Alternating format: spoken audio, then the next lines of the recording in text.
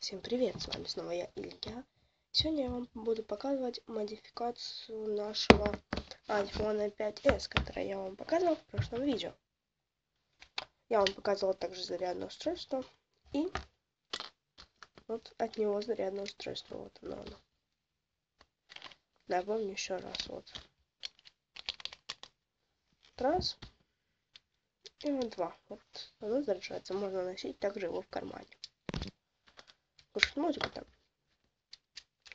Никакой электроэнергии нет. И еще вот, вы, наверное, заметили еще одну такой вот военный цвет. Это вот для наших наушников. Они так что мои первые, я еще буду смотреть. Вот так вот. Вот наушники. Это очень вкусно. Идем и слушаем музыку. Там. Вот.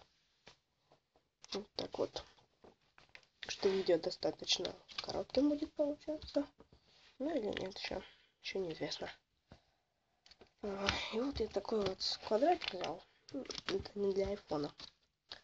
Это для того, чтобы человек не попутал, где у него наушники, вот, а где у него зарядное устройство. Вот этот вот показывает у нас зарядное устройство, а это вот наушники. Вот так вот. Он может также приспеть, но если он перевернет, то ничего страшного нет. Мне вот надо, это вот совпадало.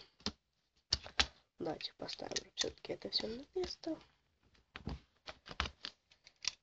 И давайте посмотрим. Нет, давайте не на место. Давайте сейчас посмотрим, как у нас он выглядит со всеми нашими. Если он вот разрядился, например, и мы должны его заряжать с помощью вот тут.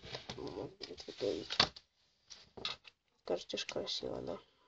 Достаточно. Достаточно красиво у нас выглядит. Наушники очень такие вот. Вот так у нас выглядит. Вот так вот. Ну ладно, давайте. Всем пока, вот уже 2 минуты.